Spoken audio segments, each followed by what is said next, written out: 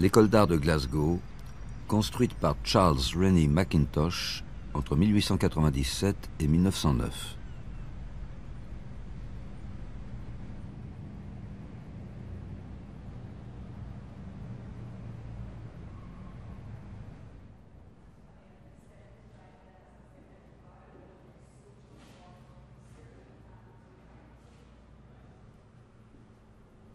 Une école d'art, un lieu singulier où l'on se forme au beau, où l'on apprend à devenir artiste. La Glasgow School of Art, toujours en activité, accueille des étudiants depuis plus d'un siècle. Sa singularité, c'est qu'elle a été construite par un architecte formé à la peinture et au design, Charles Rennie Mackintosh. Quand il gagne le concours pour réaliser l'école, grâce à l'appui du directeur dont il est l'ami, il a 30 ans. Figure majeure du courant britannique de l'art nouveau, il doit sa réputation à ses créations graphiques, où se mêlent des motifs organiques et géométriques, et où se croisent des influences aussi diverses que le symbolisme et le japonisme. Un style qui rencontre un grand succès en Europe, mais que certains qualifient d'art nouille.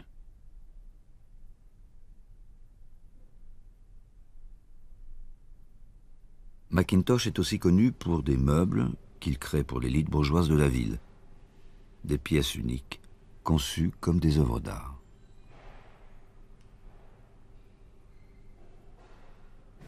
À la fin du XIXe siècle, Glasgow est puissante et prospère. Son chantier naval est alors le plus grand au monde. La ville est aussi un des pires taudis d'Europe. Sans tradition universitaire ni artistique, Glasgow veut changer son image et développer une ambition culturelle à la hauteur de sa puissance industrielle. Mais la bonne société est encore frileuse et les fonds réunis pour le projet de la nouvelle école sont maigres. Pour construire l'école, une parcelle est offerte par un généreux philanthrope. Mais ce n'est pas vraiment un cadeau. Le terrain est en très forte pente. Située sur une butte au cœur de Glasgow, la seule zone constructible de la parcelle est un rectangle long de 75 mètres et large de 30, aligné sur une rue secondaire. Mackintosh n'a pas d'autre choix que d'élever un bâtiment dont la façade principale tourne le dos à la ville.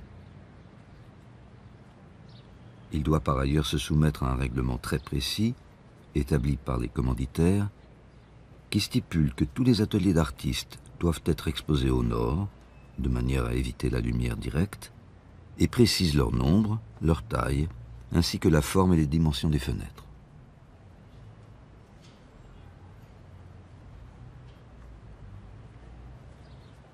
Scrupuleuse réponse de l'architecte au programme imposé, la façade principale, austère et d'une rationalité constructive imparable, est censée exprimer la destination de l'édifice.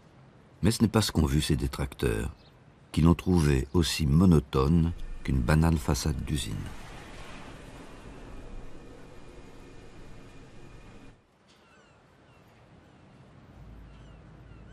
Pour lutter contre cette sévérité, Mackintosh entreprend d'habiller sa façade d'éléments en fer forgé dont les extrémités entortillées prennent la forme de boutons de fleurs. Un motif organique cher à l'art nouveau, mais parfaitement atypique en architecture. Ces consoles en porte-à-faux ont suscité beaucoup de commentaires. Certains y ont vu des supports pour que les laveurs de carreaux puissent y dresser leurs échelles, d'autres des éléments pour raidir les grands panneaux de verre. Elles n'ont en fait aucune fonction. Pour l'architecte, seul compte l'intention d'habiller les idées modernes de vêtements modernes, pour leur apporter, dit-il, la vibration de la nature et la fantaisie de la vie. Une fantaisie mal comprise, qualifiée à l'époque de maniérisme pervers, et qui a aux grandes dames des commanditaires lourdement grevé le budget.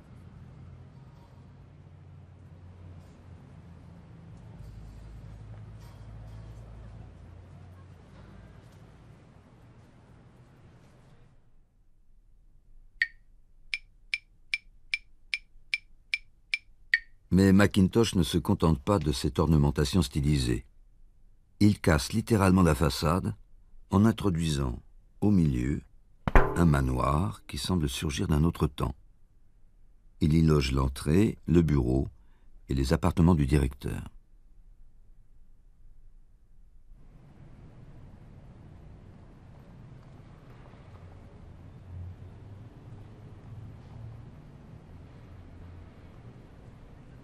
En juxtaposant époque et vocabulaire architectural, il crée un effet d'écriture inédit et s'amuse de ce collage incongru en greffant sur ce manoir tronqué des éléments totalement incohérents. Une tour qui s'élève sans raison, bien plus haut que l'escalier qu'elle contient. Un balcon disproportionné, mais surtout parfaitement inutile. Les vues sur la ville sont de l'autre côté. Et enfin une entrée subtilement décentrée. Enfin, presque. Car si l'architecte ne l'a effectivement pas placée au centre du bloc, elle est pourtant à l'exact milieu de la façade. Une dissymétrie indécelable au premier regard, tout comme celle des fenêtres, au nombre de 3 à gauche, de 4 à droite.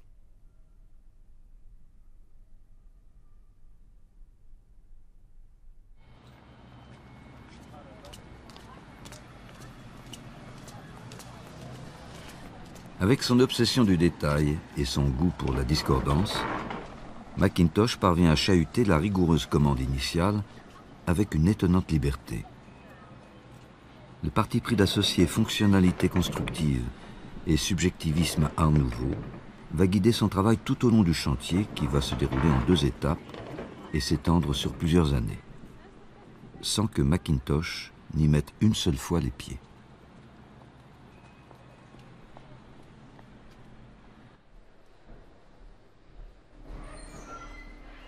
À l'intérieur, le règlement impose à l'architecte une organisation des espaces tout aussi draconienne. La hauteur et la largeur des couloirs distribuant les ateliers sont précisés au pouce près. Le nombre de plâtres exposés pour stimuler la créativité des étudiants également. Mackintosh se plie dans un premier temps consciencieusement à la commande et habille sommairement les couloirs de planches de bois brutes, peintes en noir, pour protéger les murs du passage des œuvres et des étudiants. A contrario, il prend le parti de sanctuariser l'entrée des ateliers avec une délicatesse inattendue. Leurs portes vitrées sont toutes ornées de boutons de rose qui font écho aux fleurs fraîches présentées chaque matin, selon le vœu de l'architecte, à l'entrée des ateliers. Une élégante injonction aux artistes à trouver dans la nature leur source d'inspiration. En créant cet effet de seuil, l'architecte met en scène un trajet symbolique qui débute dans un univers noir et compressé et s'achève dans les volumes blancs, lumineux et dilatés des ateliers.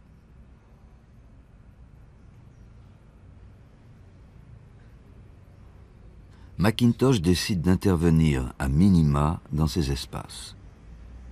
Leur agencement, leur dimension et les partitions mobiles qui les organisent étaient mentionnés dans le règlement. L'architecte aurait pu introduire des éléments décoratifs, mais il prend ici le parti de laisser ces volumes vierges, comme s'ils s'effaçaient, pour laisser le champ libre à la créativité des étudiants.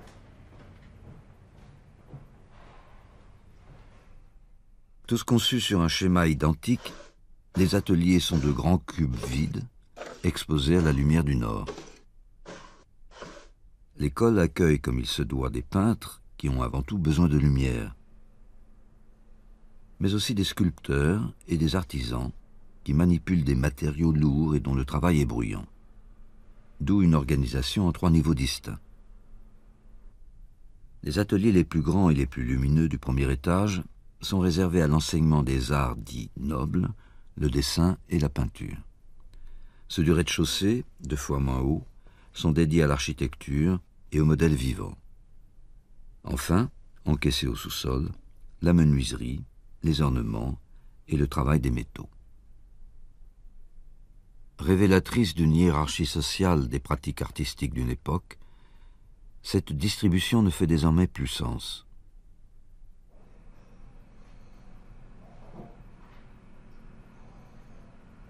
Les arts se mêlent aujourd'hui librement dans des volumes qui n'ont subi aucune transformation structurelle. Un siècle après la création de l'école, la proposition architecturale de Mackintosh a résisté au bouleversement culturel.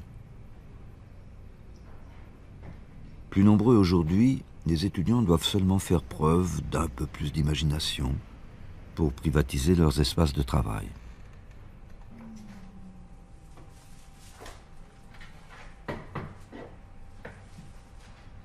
La structure générale du bâtiment est extrêmement simple. À l'arrière de la barre qui contient tous les ateliers, l'architecte a placé les couloirs qui les distribuent. Puis, il a ajouté 2 ailes extérieures et un bloc central. Un parti d'une simplicité remarquable qui forme schématiquement un E.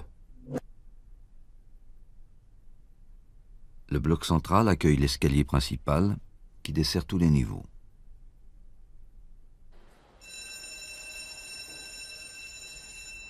Le traitement de sa cage étroite et sombre surprend. L'architecte y a dressé une forêt de poteaux et d'imposantes balustrades, assemblées de manière à en accentuer la verticalité. Un dessin très élaboré, inspiré des maisons japonaises traditionnelles. Mais contrairement à ce que Mackintosh se plaît à nous laisser croire, aucun des poteaux qu'il a savamment mis en scène n'est porteur. La complexité apparente de l'escalier n'est qu'un trompe-l'œil. Les marches et la cage sont en fait en béton. L'ensemble tient donc seul. L'architecte peut dès lors laisser libre cours à sa fantaisie de décorateur et habiller son escalier d'éléments apparents en bois qui n'ont aucune utilité constructive. Pour couronner son étonnant jeu d'illusions, l'architecte dresse, avec un certain sens de l'ironie, 4 poteaux d'angle de plus de 9 mètres qui ne portent rien.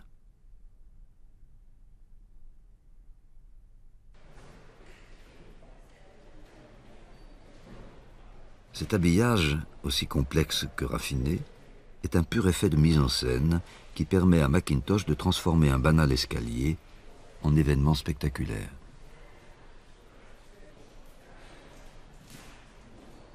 Il débouche sur un grand plateau où les étudiants peuvent exposer collectivement leurs travaux. L'intervention de Mackintosh se fait alors minimale. Comme dans les ateliers, le décorateur s'efface et laisse aux artistes la liberté de s'emparer du lieu.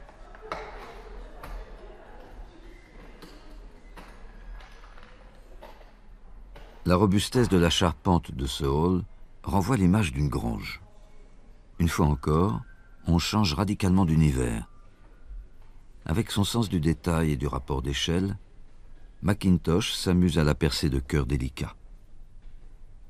Pour qui, mais surtout pourquoi à cette hauteur, personne n'a jamais trouvé la réponse.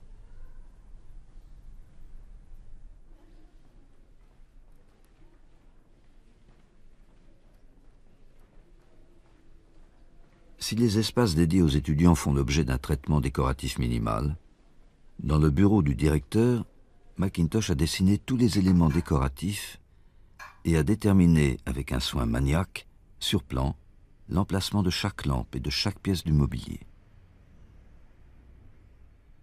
À l'étage, il y a l'atelier personnel du directeur.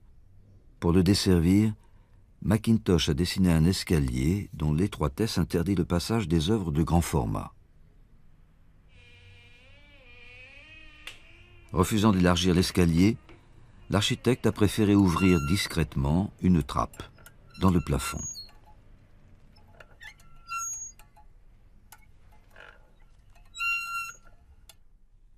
L'organisation de l'école suit un schéma parfaitement fonctionnel.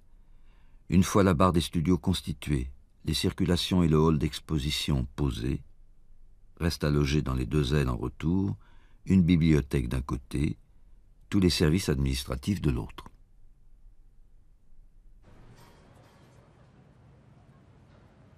Jugé secondaire par les commanditaires, le traitement des façades latérales ne fait l'objet d'aucune exigence. Affranchi de toute contrainte programmatique, Mackintosh change alors radicalement d'écriture. Pour l'aile qui contient les bureaux, Il élève une falaise de pierre imposante dont l'image renvoie aux forteresses écossaises médiévales.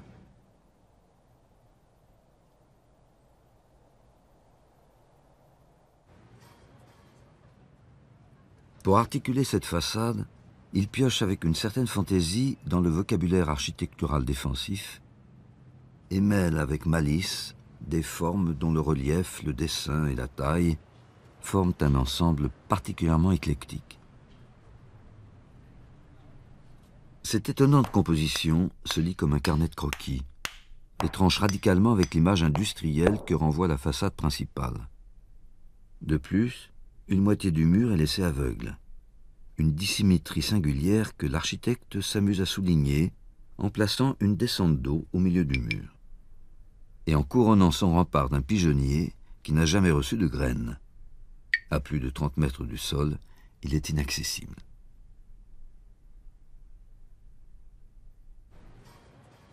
Cette étonnante partition de la façade n'est pas seulement un effet d'écriture. Si l'architecte a imaginé l'imposante muraille nue comme une page vierge que l'on tourne pour se laver l'œil avant de découvrir la façade principale, elle répond aussi à la contrainte d'occulter les ateliers. Laissés aveugles, ces retours d'angle révèlent la profondeur de leur volume.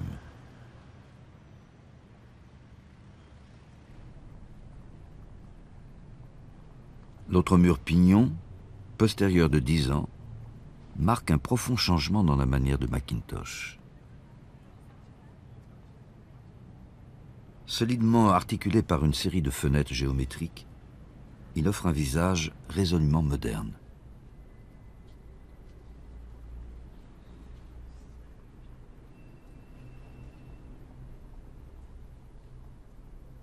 Traités en saillie comme des bow windows, une rangée de 3 baies élevées sur plus de 19 mètres déchire la façade.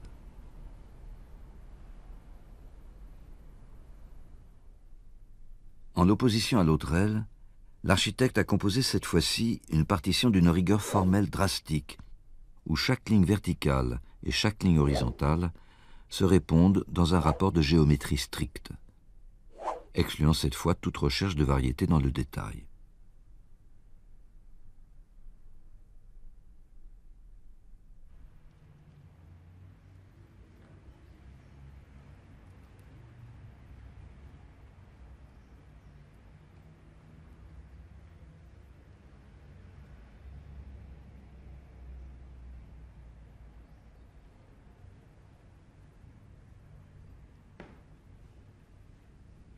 Les vertigineuses fenêtres, dignes d'une cathédrale gothique, donnent sur la bibliothèque, aujourd'hui considérée comme un des joyaux de l'école d'art.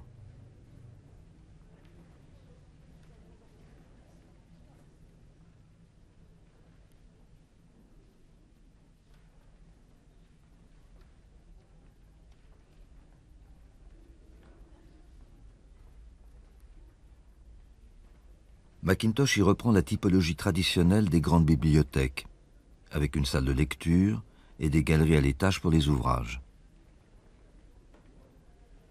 Mais il transforme cette typologie de façon spectaculaire en exagérant visuellement l'importance des poteaux de la galerie, qui empiètent ainsi fortement, et sans raison, sur l'espace de la salle de lecture.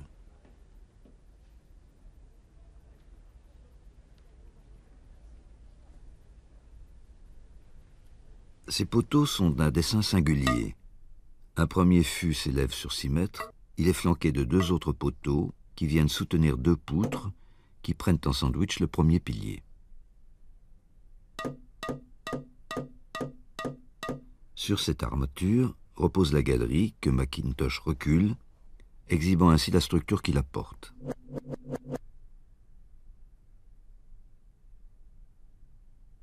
Il l'aborde ensuite d'un imposant garde-corps, puis pose un faux plafond qui clôt le volume. Dernier effet d'illusion, les poteaux semblent porter le faux plafond, alors qu'en réalité, il est suspendu par des crochets métalliques à 2 poutres de béton.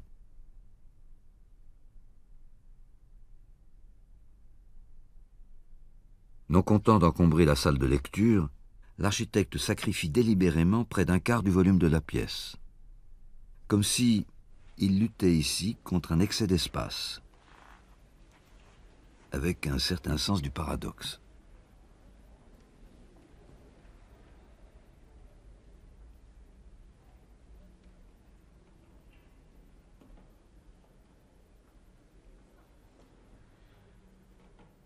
La bibliothèque est certainement le lieu auquel Mackintosh a consacré le plus de temps.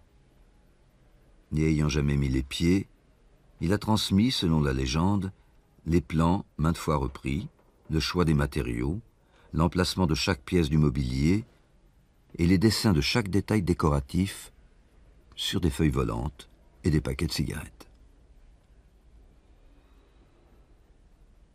À l'opposé de ce volume saturé et sombre, le bureau du conseil d'administration est délibérément lumineux et épuré.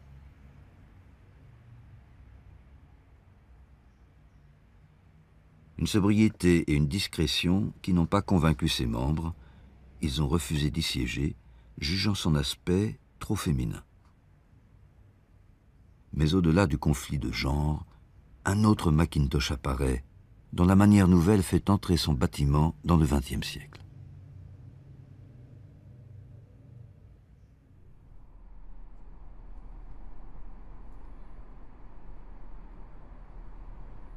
En 1907, pour l'ultime campagne de construction, l'architecte doit créer un étage supplémentaire afin d'y accueillir les étudiantes, désormais admises dans l'école.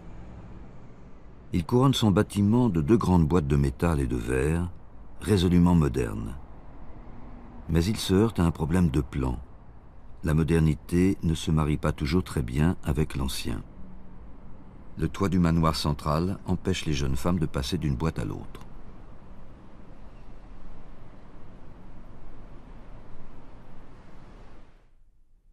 Pour ne pas sacrifier le dessin de la façade principale, il décide de greffer de nouvelles circulations qu'il cache à l'arrière du bâtiment.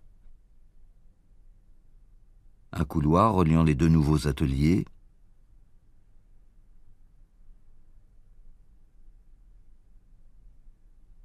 un deuxième couloir, et 3 escaliers supplémentaires qu'il niche dans les angles.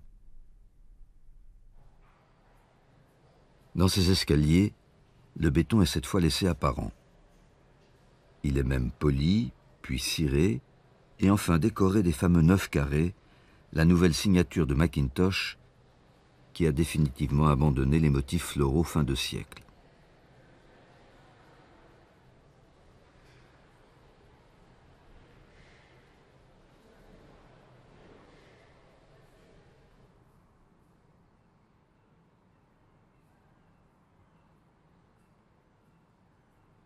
Le premier couloir à l'arrière du bâtiment est entièrement vitré et conçu avec la simplicité d'une serre.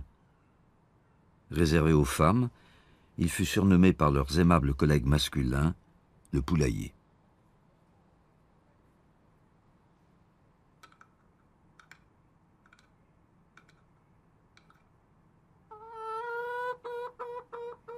Sa transparence et sa légèreté tranchent avec le deuxième couloir, que Mackintosh place dans son prolongement. Une fois encore, il alterne les écritures en créant ici un espace massif, voûté comme une cave moyenâgeuse.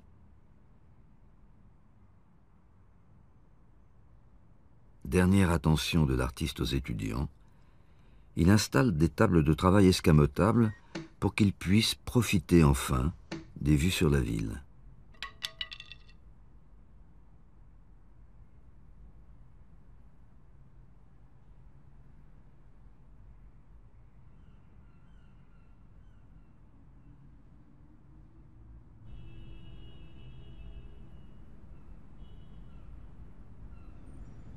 Ces loggias sont les seules fenêtres en saillie sur la façade arrière. En 1909, à la fin du chantier, les caisses sont totalement vides. Les commanditaires refusent à l'architecte toute décoration et toute saillie sur cette dernière façade. En enfonçant alors les fenêtres dans les murs, il tord à nouveau la règle et dessine le dernier visage de l'école, qui entre définitivement dans l'ère moderne. Après avoir consacré des années à ce chef-d'œuvre, Mackintosh n'a plus jamais rien construit. Il terminera sa vie dans le sud de la France et peindra des fleurs jusqu'à ses derniers jours. L'école d'art de Glasgow a très longtemps été méprisée et négligée. Il faudra attendre les années 50 pour que la force du bâtiment et la liberté d'écriture de Mackintosh soient enfin reconnues.